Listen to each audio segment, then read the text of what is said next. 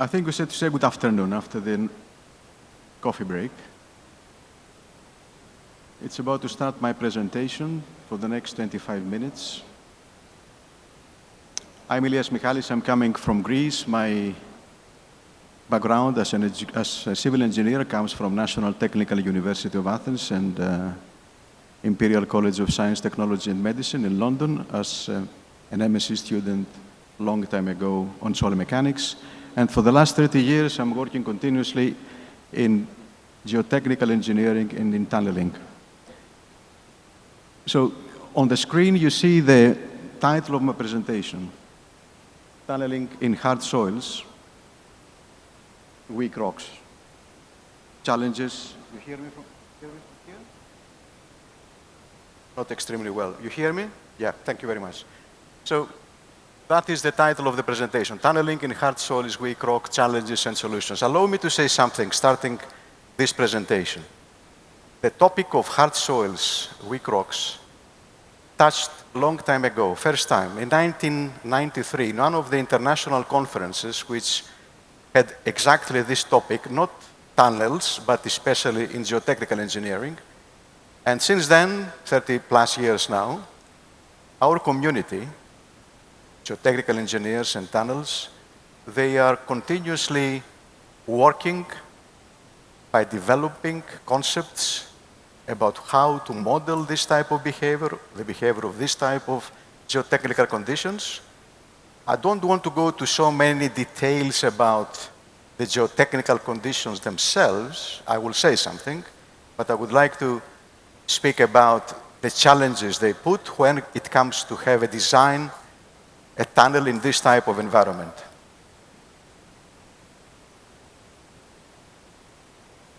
I would like to highlight the reasons why I consider hard soils, weak rocks, a gray zone when it comes to the point to evaluate their engineering behavior. Secondly, I will make an effort to give you my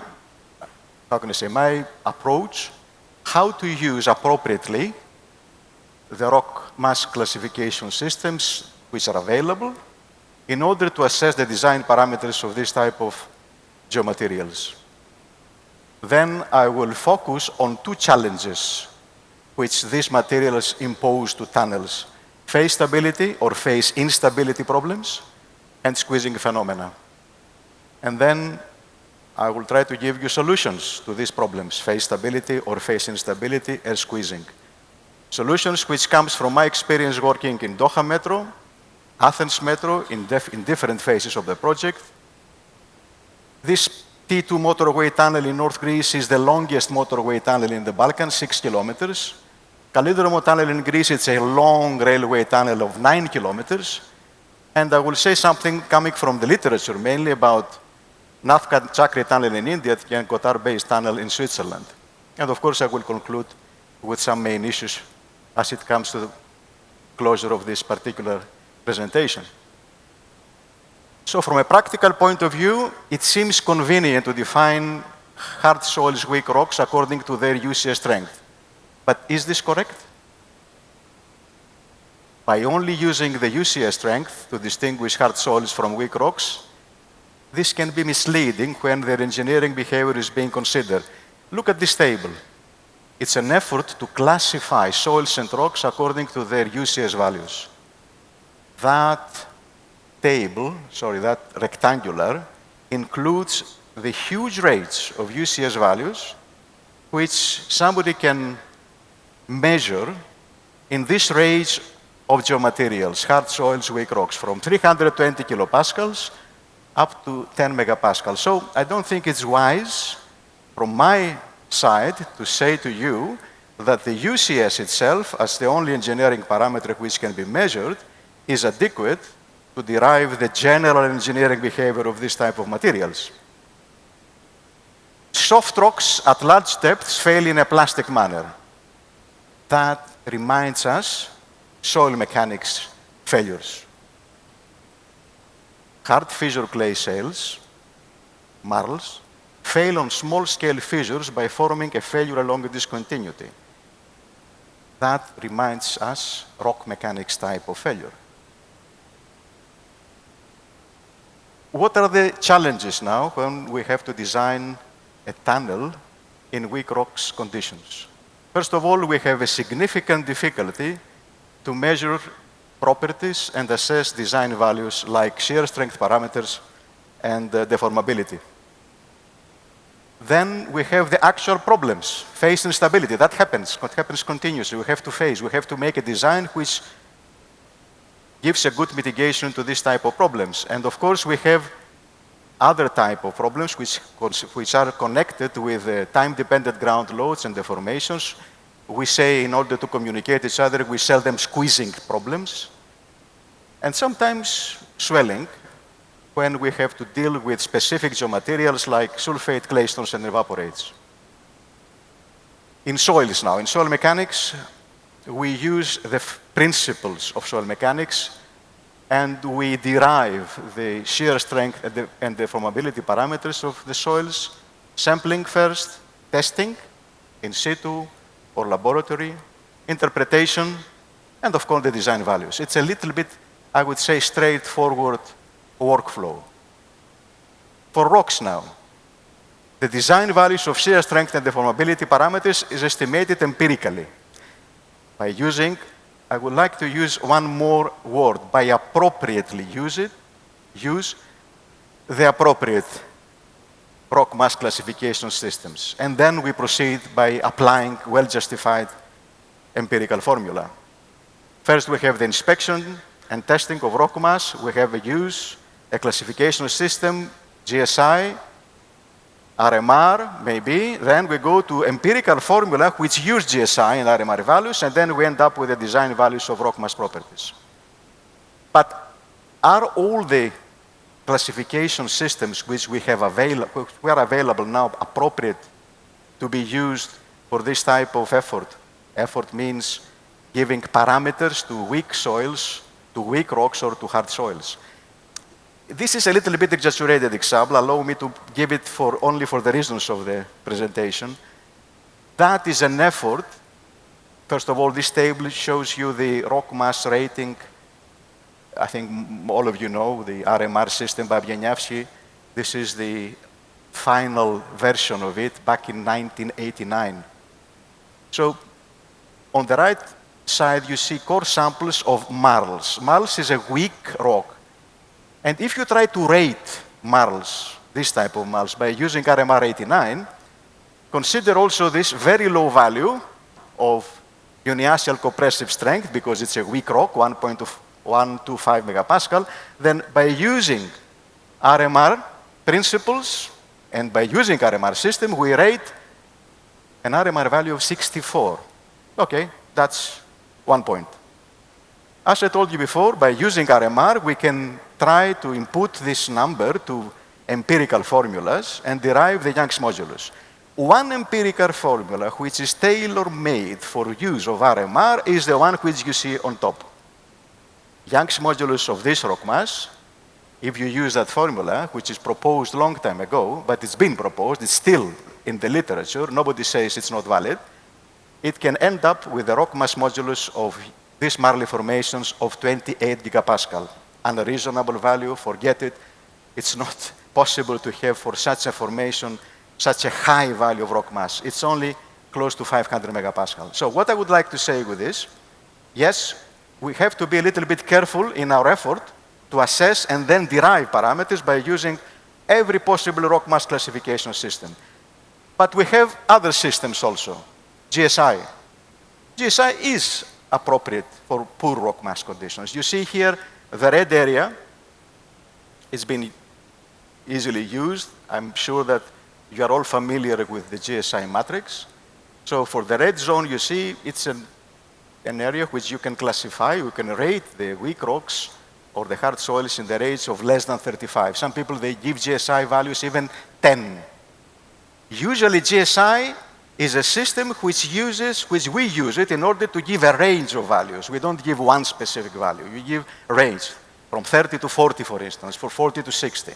This is how Professor Marinos and Evert Hook decided to organize that particular rock mass classification. Back in 2010, or a little bit later, sorry, back in 2012, I had a very important discussion with Evert Hook. It was the time that Evert Hook was out of the business, he was retired, but I had a communication with him from time to time. And he said to me, Ilias, we received a lot of criticism from the industry that the GSI is a subjective system. People, they use the chart without knowing too much, and they put numbers without any particular thinking, just by visual inspection of the face of the rock. And what he tried to do here is try to give numbers to GSI, not only objectively, but subjectively. So he proposed, in one of his publications back in 2010, he proposed GSI to be derived as one value by this type of relationship. RQD, one factor. RQD is measured, is Rock Quality Designation Index. We measure it very easily. All the geologists here in this auditorium can make it easily, and the geotechnical engineers. JR and GA are the parameters which Q-index system is using for describing or for rating the quality of the discontinuity surfaces. So Evert explained to me at that time, what he tried to do is to combine RMR, which uses RQD, combine Q-index, Q system, which uses JR and JA, and then by using that relationship, practically every one of us can give one number, but there is no dispute now, because we know how to calculate RQD, we know how to derive this system through Q about JR and JA. So he said to me, I want once and for all people not to say too much about subjective way of making assessment of GSI. So that is his proposal. I use it from time to time, but I rely a lot on my experience by working the range of values, rather one value. But to be honest, in the projects which I'm involved, in the last 5 or 6 years in my country, I use that one. And I strongly propose it also you, if you find this publication, it's available, read it and try to use it. So this is not a very well-known classification system. It's not well, I would say, published, but I wanted to share it with you. We use it in Greece. It's a GSI classification system for heavily altered rocks. It is being already proposed by one of my professors in the University of Athens, Professor Mike Kavadas.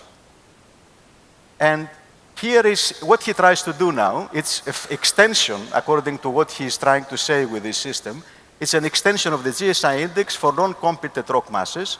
And what he's trying to give a number or a range of numbers of GSI for this particular rock masses by saying, okay, how much fraction of soil and how much fraction of rock we have. So by knowing the percentage of soil and rock within the rock mass, he's trying to derive the range of GSI values for this particular rock mass conditions. So some empirical formulas which we use that are tailor-made for GSI. You see them plenty of times in Rock Lab. Each relationship obviously gives different numbers, so we have to be careful how to use them.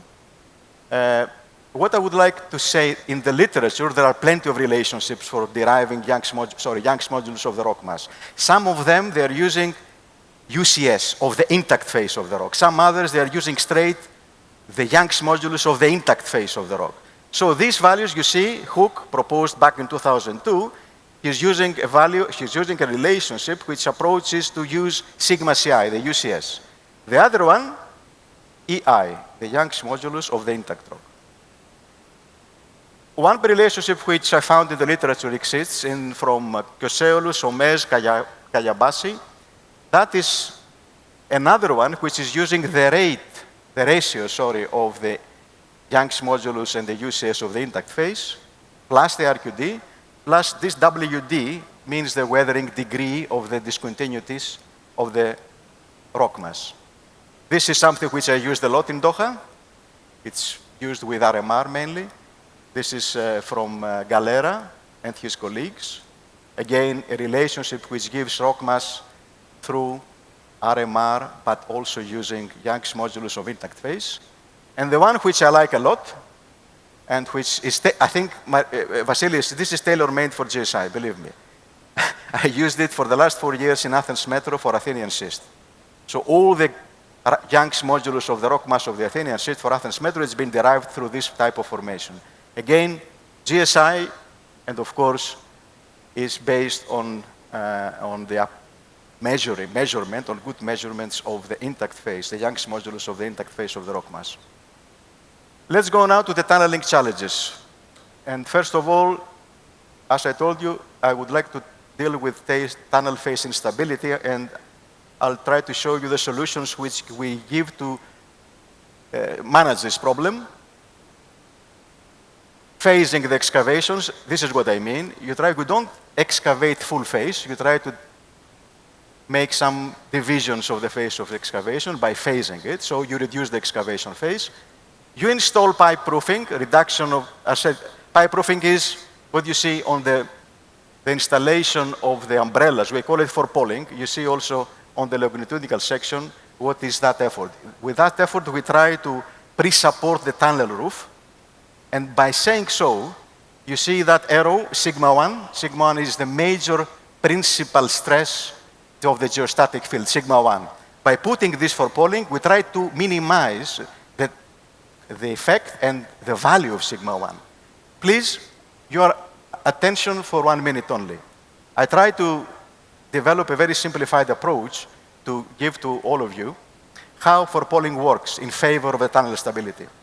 You see the blue Mohr circle. This is a typical Mohr circle, or if you like, Mohr circle diagram. This is vertical is the shear stress, normal stress is the horizontal. The blue circle now is the Mohr Coulomb for sigma 1, sigma 3 before we excavate anything. So what it means as we excavate now, as we excavate, but we have the forepolling on top, we reduce the horizontal stress of the rock, the sigma 3. So you see, sigma 3 goes to that direction, and there is one bigger envelope, because sigma 1 remains stable, and then we touch the Mohr envelope, the Mohr failure envelope, and it fails. But by putting the forepolling, sigma 1 becomes less, and as you see, when it comes to the complete excavation of the phase, sigma 3 is 0, but again, the Mohr circle, because we have reduced also sigma 1, because of the existence of forepolling, is in favor of the tunnel stability. Another possible measure is to install tunnel face nails. This is exactly what we do. We have a face, and we put a lot of nails to support the face for many instability issues. It's been combined with sometimes this type of measure is been combined with full face excavations. That comes from Italian approach. It's called from Lonardi, from Professor Lonardi. I've seen interesting approach, but a little bit risky if you don't know how to make appropriate calculations. And of course, it's a combination of all the previous methodologies. This is a typical problem, not a typical problem, this is not a typical, this is an exceptional, I would say, forepolling application in one of the Athens Metro stations in Monasteraki, which you see the forepolling is the arch of the pipes, of steel pipes of 1.2 meter diameter. We put it in order to create stable and control the settlements, because by only excavating the access shaft and the cross-adit, before any excavation of the cavern, we had settlements of 70 millimeters. So we stopped the activities, and we decided to perform this type of horizontal tubes before we excavate behind the tubes, below the tubes, sorry. So this is one issue again, which we faced by controlling the tunnel phase stability in one of the longest tunnels in the Balkans. The longest tunnels in the Balkans, it's 6 kilometers in north of Greece. This is the phyllites. The problem of phase stability happened, it was a significant problem when the overburden of the tunnel was around 70 meters. You see how it looks after the instability. Pilot tunnel first, and then enlargement of pilot tunnel, creating a huge mantle of very stiff mantle of shotcrete with lots of reinforcement. And of course, it progressed successfully. That was an Arkadis design, which I was leading here back in 2016. That was a design which do for pedestrian underpasses for Red Line south of Doha Metro. This is the pedestrian underpass. Keep your mind that the excavation size was 72 square meters. Big, large pedestrian underpass. And total length of all these 8 underpasses was 559 meters. That was a long section.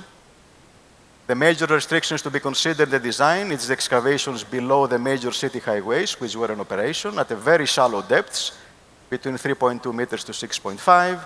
Excavations below existing utilities, again, a little big problem, especially because the depth was only half a meter off from the ground. And the superficial soil deposits with underlying highly weathered or slightly weathered limestones were the conditions of weak rocks which we should face. Main risks to be minimized, settlements, we have to reduce, not reduce, to control settlements to very strict numbers. Settlements and damage of the utilities, avoided completely. And of course, control phase instabilities. That was the solution. Again, horizontal for polling, 70 meters long.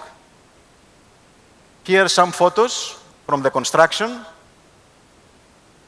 And here is something which I would like to share with you. This is the 3D analysis with Plaxis we did with my colleagues in order to estimate accurately the settlements, considering also all that temporary measures which I showed you before. I'm talking the forepolling, shotcrete, and nails. Tunnel phase stability problems exist not only in an ATM, but exist also in mechanized tunneling, in TBMs. You see the catastrophic events, despite the fact we are using TBMs, we have phase instabilities, and these are some catastrophic events which might happen. EPBs or slurry TBMs is a solution, but is it always the solution? I have to have a little bit some doubts, depending, of course, on the overburden height and the conditions which the TBM is working. Okay, again, the risks mitigated phase instabilities and excessive ground settlements to overstructure, structural damages. Here now is very recent video which shows the TBM of Athens Metro working in a very shallow overburden, less than 1.5 the diameter of the tunnel. You see how it creates settlements. You see the settlements on the right graph, 20 millimeters already. Continuous, additional, 25, 26 millimeters. We don't expect this amount of settlements to happen when you have EPBs, but it happens here. A lot of puzzling. Already 27.3 in different locations. Structural damages to the buildings, not heavy, but yes, some cracks which needs to be repaired. And here now we are, where the settlements becomes more excessive and practically reached to a value of 56 millimeters, and we decided to stop all the activities and think now what to do. As you manage to see all across this particular graph, we have areas with settlements of 20 millimeters, 27 millimeters, 30 millimeters, 60 almost, but also areas which we did not have any millimeter of settlement. Here we are now. We are trying with a panel of experts to understand what's happening. My impression is what's happening is like this. We have a very shallow overburden, less than 1.5 diameter of the tunnel diameter, I mean, and we have very weak, very alluvial deposits, which are very weak deposits. So EPB is not working perfectly. So we have to find most probably ground improvement methodology to improve the conditions and then proceed. This is something which I wanted to share with you. This is another area which the TBM created a lot of problems in Athens, but it was in the old phase of Athens Metro. Athenian schist conditions, very weak rock mass, RMR value of 20, RMR 89, 20, very, very weak conditions. What we did in order to proceed our TBM, we created this type of improvement. Typical cross-section is the one which you see on the left side. Jet grouted columns, diameter of jet grouted columns 60 centimeters. We used a specific technique, water cut, jet grouting without water pre-cutting. Maybe it's not very familiar, this type of terminologies, but this is what we did. The treated length was 190 meter. Depth again, 12 meter. You see, difficulty because of the shallow conditions, but also difficulty because of the very poor rock masses. So that solution was applied, creating a stiff arch of 3 meters on top of the tunnel, and then the TBM started operations safely. Please focus on the last part of that particular slide. Not all of us were experts in jet grouting, but I would like to say something, because we have to evaluate sometimes in our career if jet grouting is an appropriate methodology and what can end up as a product. Product of jet grouting is the piles, jet grouted piles inside.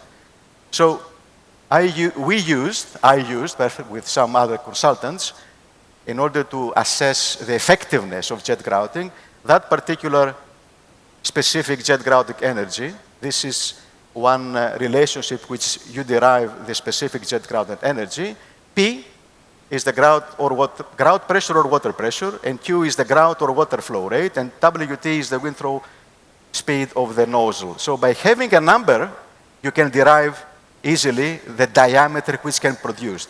This is the graph which we plotted for that particular. So by having the grouted column diameter on the horizontal axis, you have also the specific grouting energy ES on the vertical axis. Everything comes from trial tests. So what I would like to share with you is that when you say, okay, I would like to have a 60 centimeters of jet grouted pile, go to 60 up, specific jet grouting energy 40 megajoule per meter. How we can achieve that one?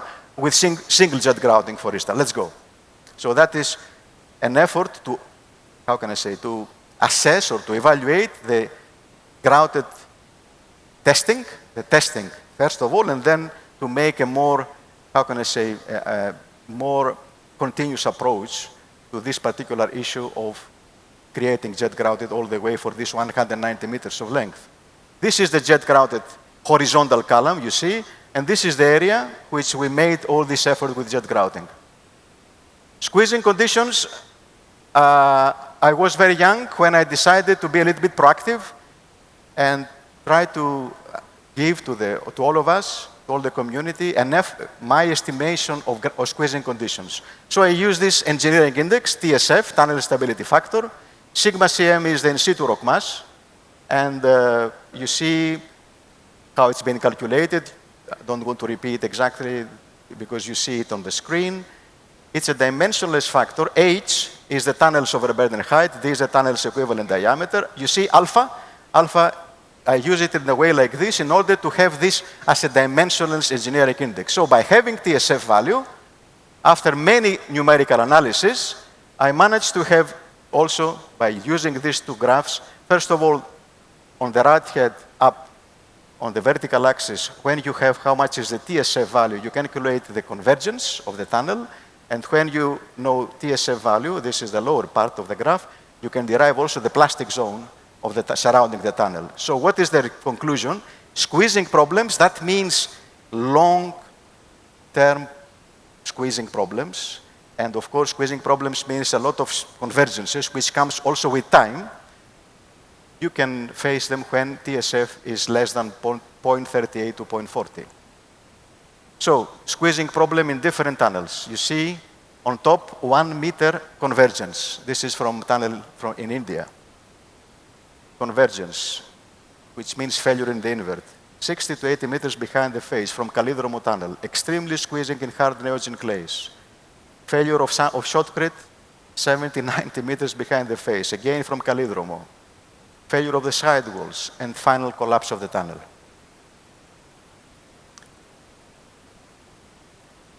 I will conclude by giving you some technical solutions for how to treat squeezing. Yielding supports. Yielding support, what it means, steel sets, which they can adjust, they can accommodate some initial convergences before they act as retaining measures. It's not an easy job from the contractor to do, but I find a lot of consultants proposing that particular methodology, or if you like, technology, to accommodate squeezing conditions. Here in Greece now, I have a problem which I solve it not with yielding elements, yielding supporting elements, but by applying, I would say, shotcrete in two phases. Practically, I applied the shotcrete of 70 centimeters of thickness, but in two phases, 40 centimeters as a sacrificial shotcrete, in case that I will have huge convergences. And then I include also additional 30 centimeters of heavily reinforced shotcrete.